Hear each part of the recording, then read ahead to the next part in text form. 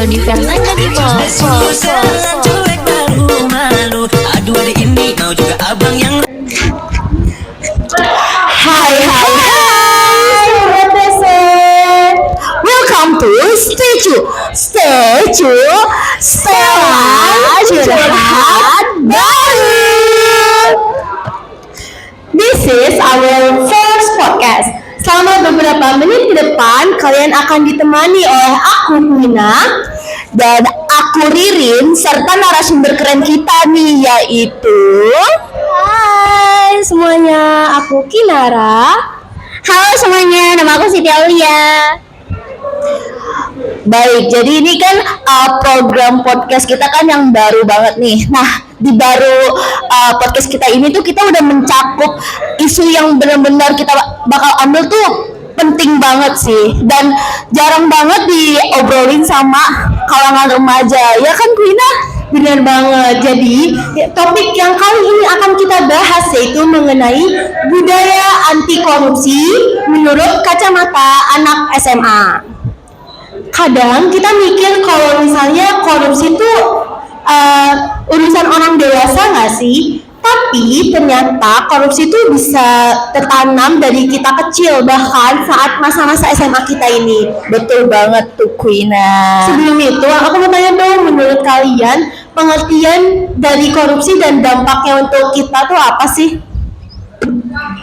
Menurut aku ya, pengertian dari korupsi sendiri itu adalah memakai hak orang lain. Jadi bukan hak kita, jadi kita pakai untuk bersenang-senang. Tapi halnya nggak tentang untuk uang ya, bisa juga barang dan lain-lain. Kalau dampaknya bisa ke teman aku satu lagi nih. Oh iya, oke. Untuk dampaknya sendiri sebenarnya menurut aku pribadi itu bagi dalam dua bidang. Yang pertama dari segi internal, jadi untuk diri kita sendiri. Ketika kita melakukan tindakan korupsi, maka nantinya kita akan menjadi pribadi yang jauh lebih egois, karena kita terbiasa untuk mengambil sesuatu hal yang bukan milik kita gitu loh, mungkin milik orang lain atau milik bersama. Nah, yang kedua dari segi eksternal atau luas ya, kalangan dari luar, ini akan menimbulkan kerugian untuk banyak pihak gitu loh, dalam bentuk apapun, mau itu materi, mau itu waktu ataupun lain sebagainya. Dan pastinya nanti kalau kita melakukan tindakan korupsi dan kita ketahuan nih kita melakukan tindakan tersebut, kita akan tidak dipercaya lagi oleh orang banyak gitu loh. Jadi tingkat kepercayaan orang lain kepada kita juga akan berkurang tentunya. Budaya korupsi ini kan juga udah marak banget ya di anak-anak pelajar seperti kita ini. Dan juga contohnya tuh ada loh, contoh korupsi di sekolah. Tolong dong beri contoh dari kegiatan-kegiatan korupsi yang ada di sekolah ini yang mungkin pernah kalian lihat gitu, teman kalian melakukan suatu hal itu.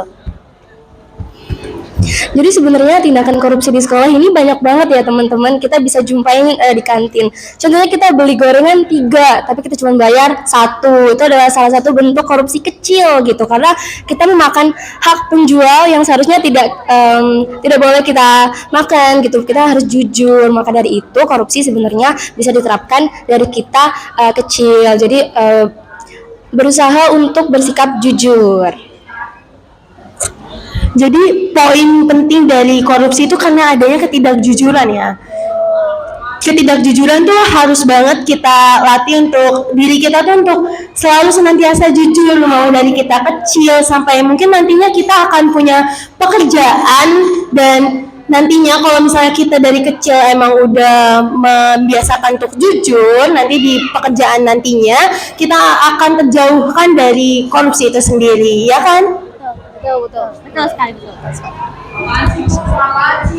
Nah, aku mau tanya nih, kan Siti Itu anggota OSIS ya, OSIS. Kira-kira kalian menerapkan anti korupsi nggak nih? Untuk penerapan anti korupsi ya sebagai anggota OSIS, mungkin pertama ini ke sesama OSIS aja dulu kali ya, sebenarnya.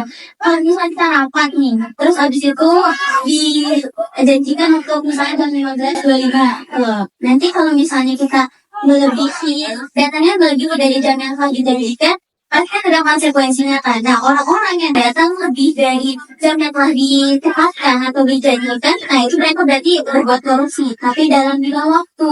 Nah, itu mungkin salah satu upaya kita adalah dengan memberikan hukuman supaya mereka nantinya pada kalau misalnya hal tersebut nggak bisa dilakukan terus menerus dan dampaknya dan dampaknya itu nggak baik. Lalu untuk mungkin dari segi seluruh kali ya gitu kan, tapi mungkin ini lebih ke upaya kita aja ya gitu. Yang pertama pastinya kita selalu mengingatkan bahwa setiap keputusan yang ada atau yang diberikan oleh pihak sekolah atau pihak lomba ya selaku panitia itu keputusan yang benar gitu loh, dan tidak ada namanya kita berbuat kecurangan tentang dalam hal kelas sebagai jadi disuap dan juga terjadinya korupsi dan nepotisme dan lain sebagainya gitu ya. Jadi memang kita sudah merasakan bahwa keputusan yang ada yang tidak keputusan yang jelas dan tidak bisa diganggu gitu, sehingga mau apapun yang terjadi akan apa kita yang sebagai ofis mangkir, nah itu tindakan yang tidak baik dan nggak boleh dilakukan. Oke, berarti korupsi itu benar ya kata kita tadi, bukan cuma dalam bidang uang atau barang juga, karena waktu juga bisa dikorupsi ya ternyata ya. Kita ngapain ya ini? Untuk kalau misalnya kita mau mengedukasi orang lewat sosial media mengenai budaya anti korupsi ini, itu kira-kira bisa nggak sih? Dan caranya itu kayak gimana? Kita harus menampilkan apa gitu di sosial media tersebut?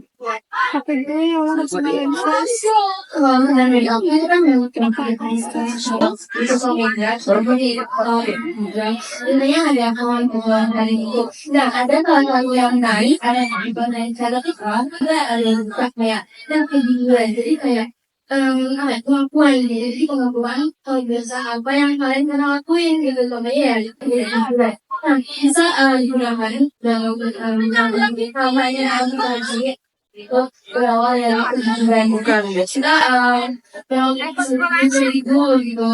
Kita melakukan hal yang dulu pernah orang lakuin. Mungkin tambahan sedikit kali ya, untuk di media sosial sebenarnya kita bisa aku beri penjelasannya ya. Jadi mungkin kita bisa kasih kampanye ataupun ide-ide kita mengenai kalau korupsi itu gak baik ya, atau mungkin namanya strategi anti korupsi gitu ya. Kayaknya di situ kan semuanya juga pasti punya media sosial ya, aktif atau tidaknya ya kan, itu tergantung diri masing-masing gitu ya. Tapi artinya mereka punya, kita bisa menyuarakan hal tersebut. Mereka tentunya tadi yang kita tuangkan harus berdedikasi dan juga bukan statement yang abal-abal gitu bahasanya. Jadi ya sesuai dengan yang ada, lalu tidak bingung gitu loh. Pihak ataupun pihak sehingga statement yang kita buatkan juga akan berdampak dari kepada banyak orang dan juga akan menimbulkan kerusuhan ataupun permasalahan yang Banyak banget ya ilmu-ilmu mengenai budaya korupsi yang bisa kita dapetin dari surat kita tadi. Kesimpulan yang bisa kalian dapat dari podcast kita hari ini itu adalah yang pertama, kalian harus senantiasa bersikap jujur mau dimanapun itu dan senantiasa untuk segera lengkap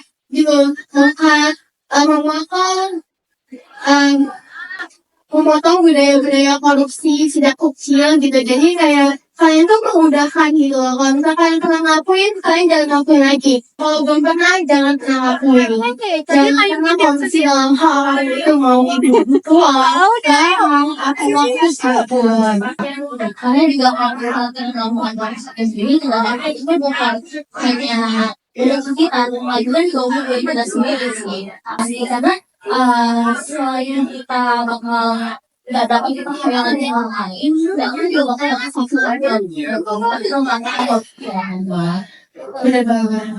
Gak berasa ya kita ngobrol asik banget nih. Selama nggak lihat waktu ya. Kayaknya sudah sampai di sini dulu aja ya podcast pertama kita untuk hari ini. Artinya sudah ada di penghujung acara nih. ya. Sebelum kita akhiri, aku mau mengucapkan terima kasih banyak kepada Hinaya dan Siti sebagai narasumber kita. Wawasan yang diberikan kalian sangat luas sekali mengenai budaya anti korupsi ini dari kacamata anak SMA. Terima kasih untuk itu. Baik teman-teman, program Senju itu akan kami siarkan setiap hari Rabu dan kita tuh akan membahas mengenai masalah sosial yang ada di lingkungan kalian, di sekolah, dan lain-lain. Di rumah juga bisa ya. Betul, jadi kalian kalau misalnya mau request bisa. Para sobat tes ini yang mau curhat-curhat bisa banget, nanti kita akan sediakan box yaitu box surat. Jadi kalian tuh bebas mau curhat apapun itu mengenai masalah kalian atau isu-isu sosial yang ada, nanti akan kita sediakan. Dan topiknya itu bakal kita bahas, kita angkat di setiap podcast kita. Pantengin terus ide Komen Berangkat, Asal MPK, dan juga YouTube SMA Negeri 23 Jakarta. Sampai jumpa di stage selanjutnya. Goodbye and see you. Bye-bye.